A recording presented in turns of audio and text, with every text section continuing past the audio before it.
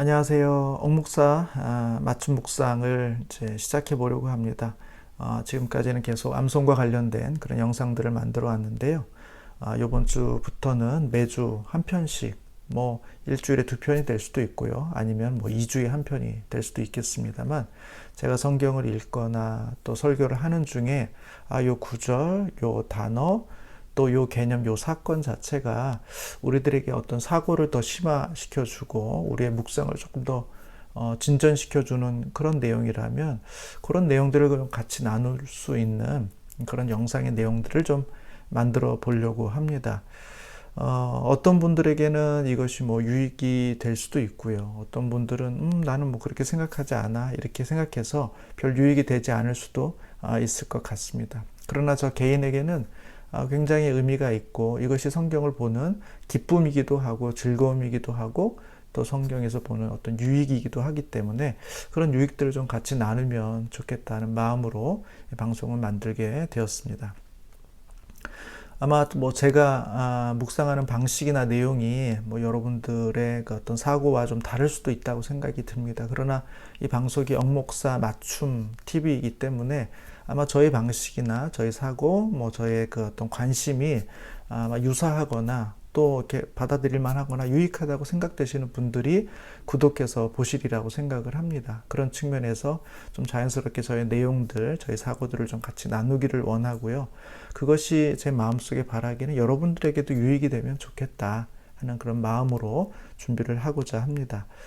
한 주에 뭐 하나 내지는 뭐 두 개도 될 수 있겠고요. 어떨 때는 뭐 두 주에 하나 정도 방송이 될 수도 있겠습니다. 하여튼 성경을 읽고 제가 뭐 공부하든지 아니면 설교를 준비하면서 나누고 싶은 내용들이 있을 때 하나씩, 가끔가다 하나씩 이렇게 올려서 여러분들과 그 나눔들을 하고자 합니다.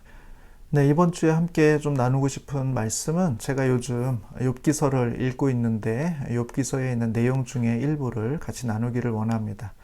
욥기서에 보면은 1장 8절에도 이 표현이 있고, 그 다음에 2장 3절에도 이 표현이 반복되어 있습니다. 그래서 이 부분을 좀 함께 같이 나누기를 원하는데, 이 내용은 뭐냐면 하나님께서 욥에 대해서 욥이 어떤 사람인지를 설명할 때 쓰시는 표현인데, 이렇게 표현하고 있습니다.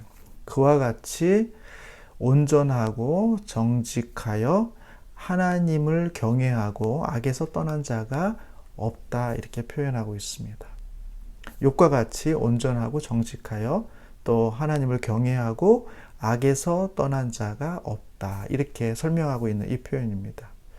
욥이 그 당시 하나님 앞에서 어떤 사람으로서 이렇게 드러나게 됐는가 하는 부분을 잘 드러내주는 그런 내용인데요. 저는 그 내용보다도 그 내용을 설명하는 과정에서 하나님께서 하시는 그런 모습, 그 배경에 조금 더 관심이 갖게 됐습니다. 어떤 배경이냐 하면, 하나님께서 욥을 설명할 때 사탄에게 그것을 설명하고 있는 것이거든요. 하나님께서 묻습니다. 사탄에게 너 어디 갔다 왔니? 이렇게 묻자 사탄이 땅을 두루 다니고 왔습니다 라고 이렇게 이야기합니다. 그러자 하나님께서 기다렸다는 듯이 그럼 너 욥에 대해서 주위에서 봤겠구나 라고 이야기하시면서, 그 욥은 온전하고 정직하고 하나님을 경외하고 악에서 떠난 사람이다, 이 세상에 그와 같은 사람이 없다라고 이야기하시면서 하나님께서 표현하신 내용들이거든요. 그러니까 이 표현은 하나님께서 사탄에게 마치 그 욥을 막 자랑하듯이 하고 있는 그런 장면이라는 것입니다. 저는 이 장면을 보면서 마치 그 부모님이 그 자식을 자랑하는 것 같은 그런 마음을 이렇게 느끼게 되었습니다. 조금만 비슷한 환경이나 뭐 이런 거 있으면 자식 이야기를 툭 꺼내시면서 내 자식이 어떤데, 내 자식이 이것도 잘하고 이것도 잘하고 이것도 잘하고 정말 잘하는데, 거기서 내 아들이 일하는데, 내 딸이 거기서 일하는데 하는 것처럼, 마치 하나님께서 사탄이 땅을 두루 돌아보고 왔다라는 표현을 할 때, 그러면 내 아들도 받겠네, 내 욥도 받겠네. 그는 온전하고 정직하고 하나님을 경외하고 악에서 멀리 떠난 사람인데 그 사람 봤지? 하면서 그 욥을 자랑하는 것 같은 그런 모습을 보게 된다는 것입니다. 동일하게 이것은 2장 3절에도 반복적으로 나와 있습니다. 저는 이 본문을 보면서 이런 생각을 좀 하게 됐습니다. 사람이라는 것은 늘 우리 인식 속에 성경을 이렇게 보고 또 기독교인들은 주로 이런 생각들을 많이 하는데 사람은 죄인이다. 하나님을 배반했고 하나님이 참 부끄러워하시고 부족하고 미흡하고 연약한 사람. 그것이 사람의 모습이다. 이렇게 생각하기 쉬운데 그래서 하나님께서 사람을 이렇게 표현할 때 늘 죄인으로 그래서 뭔가 해결해야 될 문제를 갖고 있는 사람처럼 문제아처럼 이렇게 다루고 있는데 오늘 본문에서는 그렇지 않다라는 것입니다. 하나님이 사람인 욥을 너무 기뻐하시고 자랑하시고 즐거워하시더라 하는 것입니다. 저는 하나님은 인간을 자랑하고 싶어 하시는 분이구나 라는 생각들을 하게 됐습니다. 마치 부모가 자기의 자녀들이 조금만 잘해도 막 정말 대단히 잘하는 것처럼 막 자랑하고 즐거워하고 막 그렇게 하는 것처럼 하나님은 정말 하나님의 자녀인 하나님이 만드신 사람들을 정말 자랑하고 싶구나. 그러니까 사탄이 그렇게 이야기할 때 그럼 욥을 받겠구나 하고 그 욥을 자랑하는 모습을 보게 된다는 것이죠. 인간은 죄인이지만 동시에 하나님의 자랑이요 하나님의 기쁨의 존재라는 것입니다. 여러분 생각해 보세요. 부모가 만약에 자녀를 한심하게 보고 있고 늘 한심하다고 이야기할 때 자녀가 밖에 나가서 기가 살 수 있겠습니까? 아무리 세상 사람들에게 인정을 받아도 내 부모, 나를 가장 잘 알고 나를 낳아준 부모로부터 인정받지 못한다면 그 사람은 기가 살지 못한 채 기죽어서 살게 된다는 것이죠.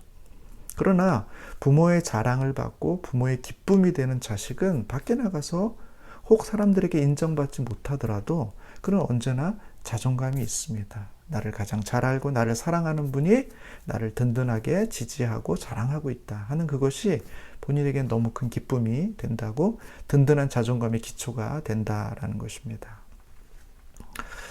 저는 좀 우리가 이런 마음을 가지면 좋겠다는 생각을 합니다. 그리스도인들 특별히 겸손하고 나는 죄인입니다. 나는 연약합니다. 나는 부족합니다. 이것이 매우 중요하고 사실이지만 동시에 우리가 잊지 말아야 될 것은 하나님께서는 인간을 자랑하고 싶어 하신다. 하나님은 욥을 자랑하신다는 것입니다.